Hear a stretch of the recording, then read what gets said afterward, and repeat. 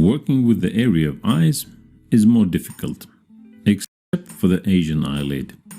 In almost all other cases, this zone has relief.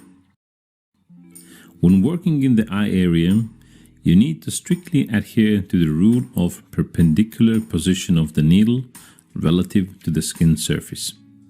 The skin in the eye area is the thinnest, and there is a high risk of migration. Here, I've also divided the areas of work into colors. The front zone is red, the central zone is blue, and the tails are green.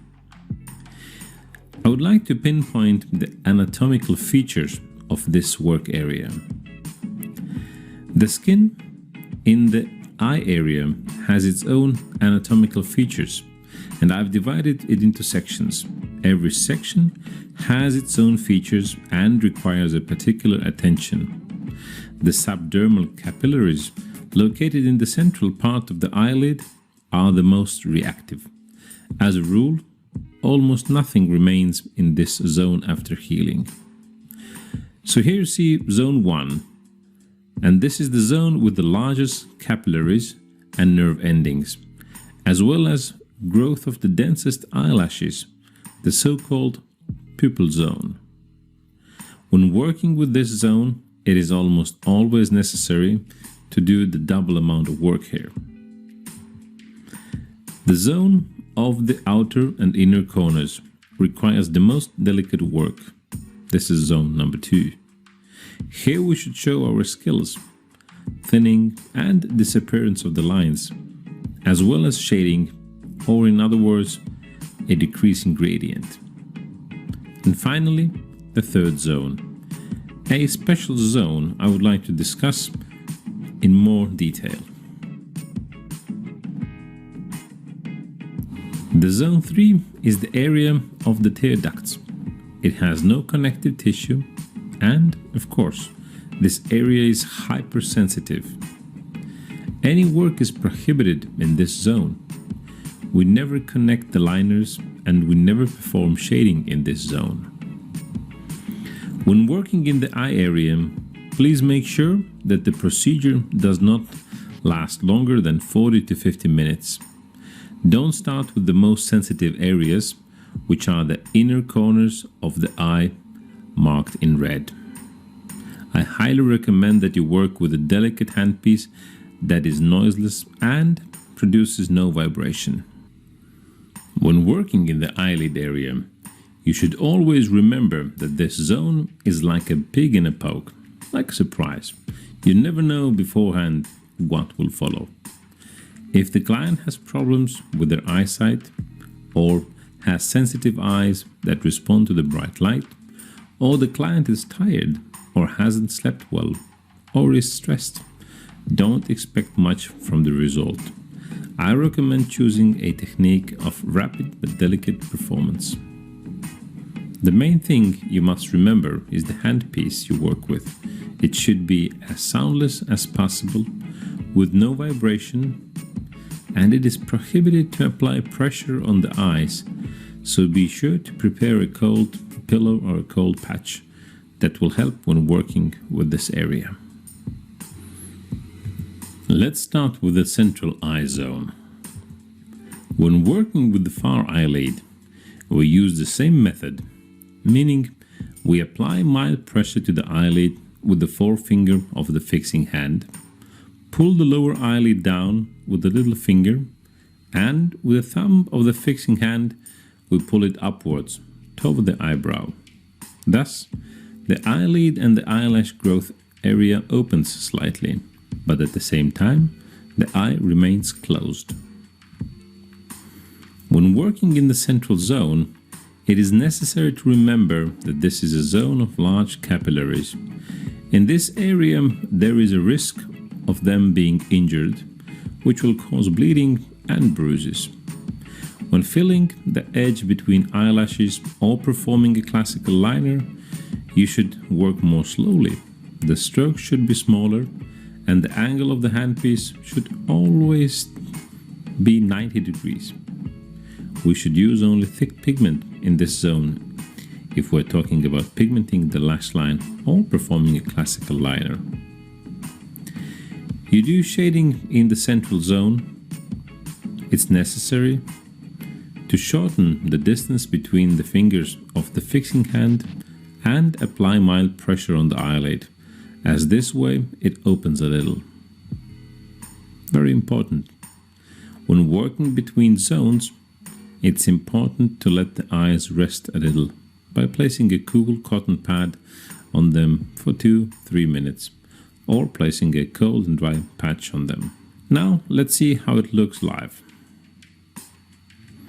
We pull down the central zone by eyelashes with the little finger of the working hand. We apply small pressure on the eyelid with 2 fingers of the fixing hand. This is how we perform shading.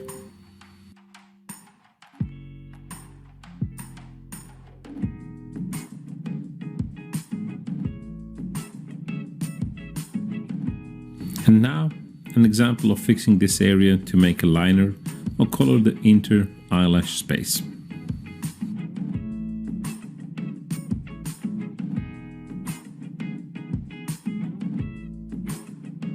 And the same procedure with the near eyelid to the master. We press the eyelashes and pull the eyelid down with the little finger of the working hand. We use 2 fingers of the fixing hand to press on the inner and outer corner of the eyelid and to perform the coloring of the inner eyelash space or the classical liner. So this is how the fixation is done.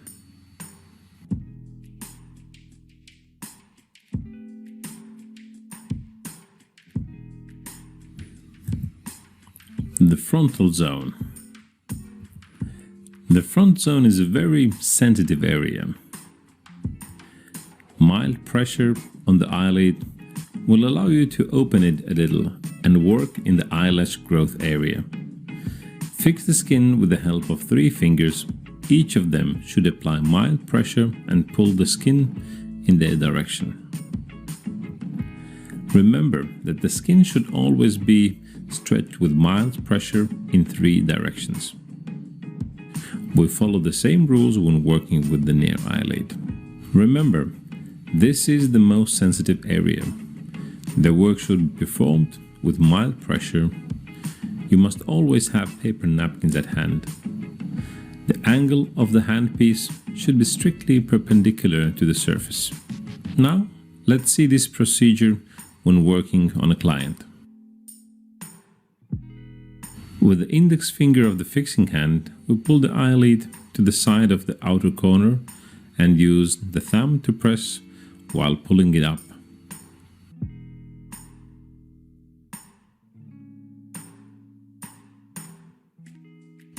The near eyelid to the master. With the thumb, we pull the eyelid towards us, and with the forefinger, we press it a little so there is a small opening of the space that we color.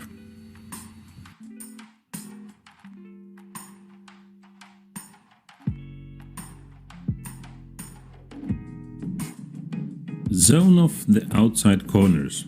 This is the area of fixation of the design and the zone from which you should start the procedure. Before you fix the end of the eyeliner's outer corner or the lifting line, make sure that the space, the working area between the fingers, is tightly fixed and creates a plain surface. Fixation takes place in 3 directions. If the eyelid is sunken, the skin should be gently pulled, but you should still work on a plain surface.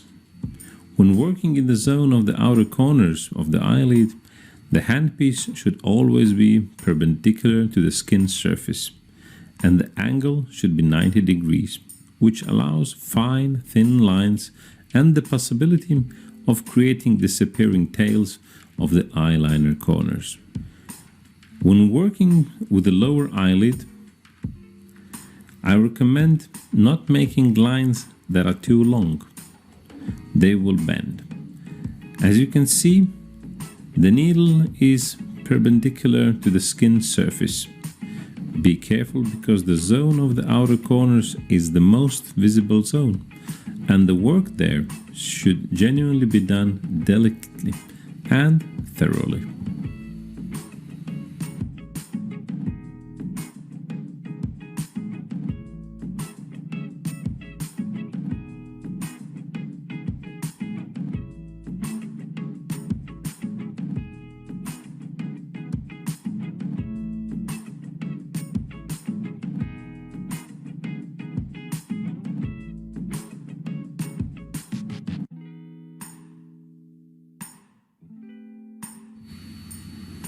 Remember, to perform, especially for the detailed performance of the work, it is necessary to perform good stretching, correctly pull the skin in the relief zones, and place the needle strictly perpendicular to the skin's surface.